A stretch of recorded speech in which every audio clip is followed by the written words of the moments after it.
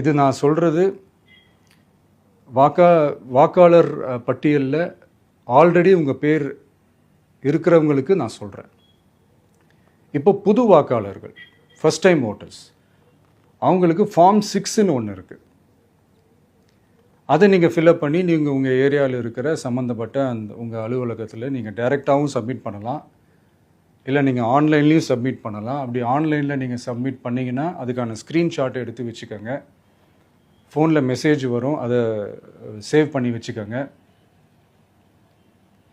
அப்ராடில் இருக்கிறவங்க கூட அந்த எஸ்ஏஆர் ஃபார்மை டவுன்லோட் பண்ணி நீங்கள் அதை ஃபில்அப் பண்ணி சப்மிட் பண்ணலாம். அதுக்கான அக்னாலேஜ்மெண்ட்டை வாங்கி வச்சுக்கோங்க.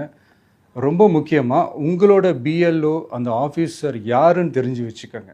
இந்த தேர்தல் ஆணையம் அந்த வெப்சைட்டில் போனீங்கன்னா அந்த பர்டிகுலர் பிஎல்ஓ ஆஃபீஸரோட ஃபோன் நம்பர் கூட நீங்கள் எடுத்து வச்சுக்கலாம். இன்கேஸ் உங்களை யாரையும் ரீச் பண்ணலை, இல்லை உங்களுக்கு அந்த ஃபார்ம் கிடைக்கல அப்படின்னா நீங்கள் அவரை காண்டாக்ட் பண்ணி அந்த ஃபார்மை வாங்கி நீங்கள் ஃபில்அப் பண்ணி நீங்கள் சப்மிட் பண்ணலாம். ரொம்ப முக்கியமாக அதுக்கான அக்னாலேஜ்மெண்ட்டை வாங்கி வச்சுக்கோங்க. இது எல்லாமே சரியாக செஞ்சாலும் இந்த எஸ்ஐஆர் மேலே சில டவுட்ஸ் இருக்குது. அது என்னென்னா, இந்த 6,36,00,000 வாக்காளர்களுக்கு ஒருத்தர் விடாமல் இந்த ஒரே மாதத்துக்குள்ளே எப்படி எல்லாருக்குமே அந்த ஃபார்ம் போய் ரீச் ஆகும்? ஒன்று. ரெண்டாவது, நீங்கள் வரும்போது வீட்டை பூட்டிட்டு வேலைக்கு போயிட்டு என்ன பண்ணுறது? இப்போ நீங்கள் வருவீங்கன்றதுக்காக வேலையெல்லாம் விட்டுட்டு வீட்டுக்குள்ளேயே உட்காந்துட்ருக்கணுமா? ஸோ இதில் மெயினாக பாதிக்கப்பட போகிறது உழைக்கிற மக்கள், ஏழைகள், வேலைக்கு போகிற பெண்கள். இவங்களுக்கு யார் கரெக்டான அந்த பதில் சொல்ல போகிறது? ஒரு நியாயமான எஸ்ஐஆர்னால் என்ன நடக்கணும்? இப்போது இறந்து போனவங்கள மார்க் பண்ணி அதுலேருந்து டிலீட் பண்ணணும். இப்போ போலி வாக்காளர்கள் இருந்தாங்கன்னா அவங்கள மார்க் பண்ணி டிலீட் பண்ணணும்.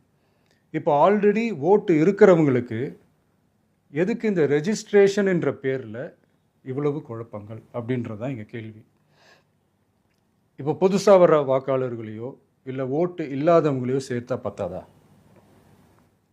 இப்போ ரீசெண்டாக நடந்த இப்போ எலெக்ஷன் 2021, 24 எப்படி எல்லாருமே ஓட்டு போட்டோம்? அதில் ஓட்டு போட்டவங்க கூட இப்போ புதுசாக ரெஜிஸ்டர் பண்ணணுன்னா அது ஏன் அந்த கன்ஃபியூஷன் அப்படின்றதான் நாங்கள் கேட்குறோம். அதனால தான் நாங்கள் எஸ்ஐஆரை எதிர்க்கிறோம். இப்போ புதுசாக சில கம்ப்ளைண்ட்ஸ்லாம் வர ஆரம்பிக்குது. அது என்னென்னா, முக்கியமாக நம்மளுடைய டிவிகே தோழர்களுக்கு அந்த ஃபார்ம் கிடைக்க மாட்டேங்குது, கொடுக்க மாட்டேன்றாங்க அப்படின்ற சில கம்ப்ளைண்ட்ஸ். இது யார் பண்ணுறாங்க அப்படின்றது நான் தான் சொல்லி தெரிய வேணும்னு ஒன்றும் அவசியம் இல்லை உங்களுக்கு. இப்போ இருக்கிற ஆட்சியாளர்கள், அவங்களுக்கு கைப்பாவையாக இருக்கக்கூடிய சில பேர்